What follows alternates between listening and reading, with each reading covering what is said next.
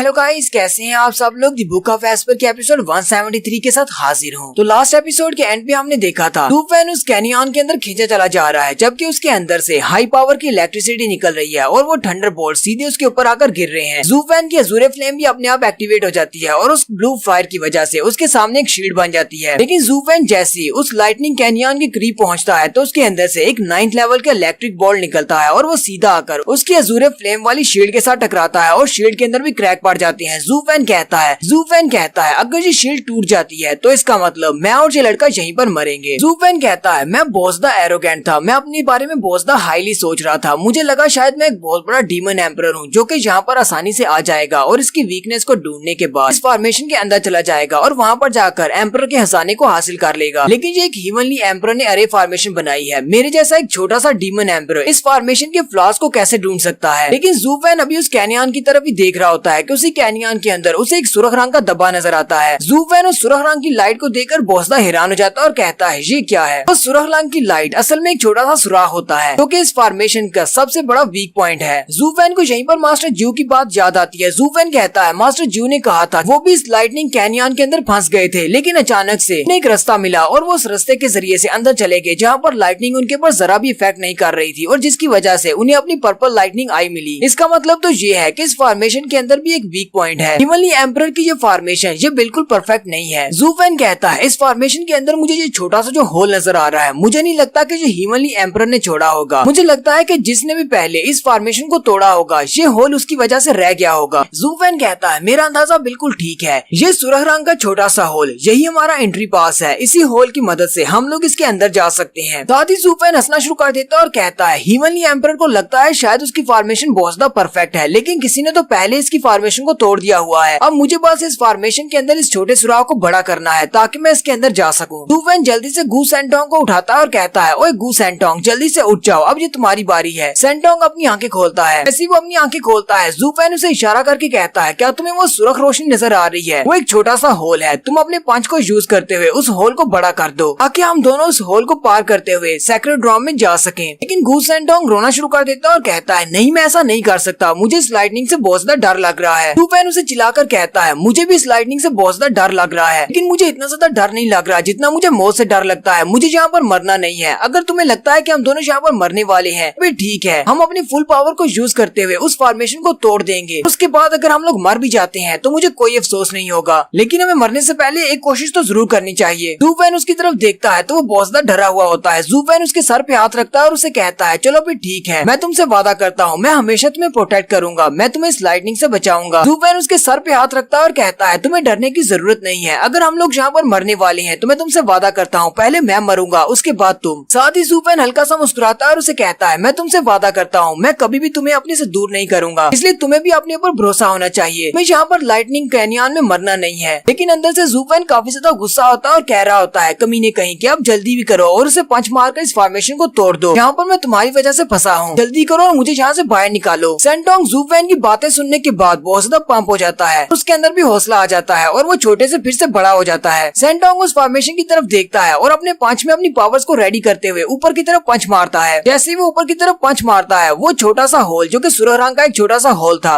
वो ब्रेक हो जाता है और वहाँ पर एक बड़ा सा होल बन जाता है। गू सेंटोंग अपनी पावर को यूज करने के बाद फिर से एक छोटा बच्चा बन जाता है। ज़ूफ़ेन भी हंसते हुए कहता है गुड बॉय, तुमने बहुत ही अच्छा काम किया है। लेकिन उसी वक्त कैनियन के अंदर से एक लाइटनिंग स्ट्राइक आती है। ज़ूफ़ेन जल्दी से सेंटोंग को खींचकर पीछे कर लेता है और अपनी बॉडी के साथ लगा लेता है और कहता है क्या तुम ठीक हो? सेंटोंग भी ये देखकर बहुत ज्यादा हैरान हो जाता है क्योंकि ज़ूफ़ेन ने उसकी जान बचाई है। गू सेंटोंग ज़ूफ़ेन से पूछता है क्या तुम ठीक हो? ज़ूफ़ेन उसे कहता है हाँ मैं ठीक हूँ, मैंने तुमसे वादा किया था कि मैं तुम्हें यहाँ पर मरने नहीं दूंगा, मैं तुम्हें हमेशा अपने करीब रखूंगा, जब तक मेरी सांसें चल रही हैं तब तक तुम्हें कोई भी चीज नुकसान नहीं पहुंचा सकती। और ज़ूफ़ेन उसे फिर से अपने साथ चिपका लेता है। ये देखकर गू सेंटोंग बहुत ज्यादा इमोशनल हो जाता है। ज़ूफ़ेन सेंटोंग से कहता है चलो भी ठीक है, हम लोग सेक्रेड ड्रॉम में जाने वाले हैं, हमारा रास्ता ओपन हो चुका है। और फिर ज़ूफ़ेन उड़ता हुआ सेंटोंग को अपने साथ लेकर उस कैनियन के अंदर चला जाता है। ज़ूफ़ेन अपनी आंखें बंद कर लेता है और वो दोनों सेक्रेड ड्रॉम के अंदर चले जाते हैं। जैसे ही ज़ूफ़ेन उस कैनियन के अंदर जाता है बाहर से वो कैनियन खत्म हो जाती है, यानी कि वो गायब हो जाती है। मास्टर जिंग और बाकी के चारों डीमंस वहीं पर खड़े होते हैं और वो वापस आकर देखते हैं तो वहाँ पर ग्राउंड की बहुत ही बुरी हालत होती है। वो चारों डीमन मास्टर जिंग से कहते हैं हमें नहीं लगता कि ज़ूफ़ेन और गू सेंटोंग अभी तक जिंदा बचे होंगे, वो दोनों तो इस लाइटनिंग की वजह से हाक बन गए होंगे। क्रूक डीमन कहता है हाँ मुझे भी ऐसा ही लगता है क्योंकि ये लाइटनिंग बहुत ज्यादा बहुत पावरफुल थी। पर्पल लाइटनिंग से कभी कोई नहीं बच सकता। तब तो उनकी बॉडी हाक बनकर उड़ गई होगी। इसलिए डीमन कहता है कि ज़ू फैन को उस डीमन के साथ मरने की क्या जरूरत थी। उसने हमें मारने की कोशिश की और हम लोग उसकी गुलामी कर रहे थे, फिर भी ज़ू फैन ने उसको बचाने के लिए अपनी जान दे दी। विम डीमन आगे बढ़ता और कहता है बटलर ज़ू फैन बहुत ज्यादा अच्छा है। जबकि उस लड़के गू सेंटोंग ने हमें पकड़ लिया था, तब भी उसने हमें नहीं छोड़ा और उसने हमारी जान बचाई। वायलेंट डीमन भी ज़ू फैन की तारीफ करते हुए कहता है बटलर ज़ू फैन काफी ज्यादा अच्छा था, हमारे डीमन सेक्टर लोगों की तरह नहीं था जिन्होंने हमें 60 साल तक वहाँ पर बंद करके रखा। उन्होंने हमें छोड़ दिया, लेकिन ज़ू फैन ने हमें नहीं छोड़ा। लेकिन साथ ही वायलेंट डीमन हंसना शुरू कर देता और कहता है हमें ब्राइट साइड की तरफ ही तो देखना चाहिए। ज़ू फैन के मरने की वजह से अब हम लोग आजाद हो चुके हैं। बाकी के तीनों डीमन भी इसकी बात सुनने के बाद वहीं पर नाचना शुरू कर देते हैं और कहते हैं हाँ ये बात तुमने बिल्कुल ठीक कही, हम सब लोग अब फ्री हो चुके हैं। जबकि मास्टर जिंग गुस्से के साथ उन सब से कहते हैं तुम सबसे किसने कह दिया कि तुम सब लोग आजाद हो चुके हो। वायलेंट डीमन मास्टर जिंग से कहता है तुम्हें क्या लगता है कि तुम हमें डरा सकते हो? तुम्हें क्या लगता है कि तुम बटलर ज़ू फैन हो? नहीं, तुम बटलर ज़ू फैन नहीं हो। मास्टर जिंग हंसते हुए उन सब से कहते हैं तुम लोगों को क्या लगता है कि सिर्फ उस ब्लड वर्म को बटलर ज़ू फैन ही कंट्रोल कर सकता है? जरा गौर से इस बारे में सोचो, अगर सिर्फ ज़ू फैन ही उस ब्लड वर्म को कंट्रोल कर सकता तो वो अपनी जान देने के लिए वहाँ पर क्यों चला जाता और पीछे से मुझे सब कुछ कंट्रोल करने के लिए क्यों कहता? बटलर ज़ू फैन ने उस आर्ट को मुझे भी सिखाया हुआ है, मैं भी उस ब्लड वर्म को कंट्रोल कर सकता हूँ। वो चारों डीमन मास्टर जिंग की बात सुन के बहुत ज्यादा घबरा जाते हैं। मास्टर जिंग अपनी उंगली को ऊपर की तरफ उठाते हैं और कहते हैं अगर तुम्हें मेरी बात पर यकीन नहीं है तो फिर ठीक है, मैं तुम्हें करके दिखाता हूँ। वो चारों डीमन रोना शुरू कर देते हैं और कहते हैं जरा रुको, हमें तुम्हारी बात पर यकीन है, हमें पता है कि तुम भी उसे कंट्रोल कर सकते हो, ठीक है हम तुम्हारी सारी बातें मानेंगे। मास्टर जिंग उन चारों से कहते हैं चलो फिर ठीक है, अब हमें वापस में लू सिटी जाना है ताकि हम लोग जाकर लू फैमिली को गार्ड कर सकें। और वैसे भी यंग मिस से जाकर तुम लोगों की रैंकिंग के बारे में भी जानना है कि तुम्हें कौन से रैंक का एल्डर बनाना है। लेकिन अगर तुम सब लोग मेरी केयर में रहना चाहते हो तो फिर ठीक है, तुम सब लोग मुझे अच्छी तरह से जानते हो, मैं तुम सब लोगों को वॉशरूम साफ करने की ड्यूटी पर लगा दूंगा। वो चारों डीमन उसके आगे आगे भागना शुरू कर देते हैं और कहते हैं नहीं, हमें वॉशरूम साफ नहीं करने, यंग मिस के पास लेकर चलो, वो हमें अपनी फैमिली का एल्डर बनाएगी, हमें एल्डर बनना है। उन चारों के काफी ज्यादा आगे चले जाने के बाद मास्टर जिंग उस तरफ देखते हैं जहाँ पर ज़ू फैन था। वो उस तरफ देखकर कहते हैं बटलर ज़ू फैन, तुम्हारे साथ एक लंबा अरसा गुजारने के बाद मैंने कुछ ट्रिक्स सीखी हैं। मैंने इन लोगों से झूठ बोला है कि मैं ब्लड वर्म को कंट्रोल कर सकता हूँ, लेकिन ये ट्रिक काम कर गई। तुम्हें परेशान होने की जरूरत नहीं है, चाहे तुम कहीं पर भी हो, मुझे पता है कि तुम अभी तक जिंदा हो। तुम्हारे पीछे से मैं लू फैमिली को गार्ड करूंगा जब तक तुम वापस नहीं आते। मुझे हमेशा ही तुम्हारे वापस आने का इंतजार रहेगा।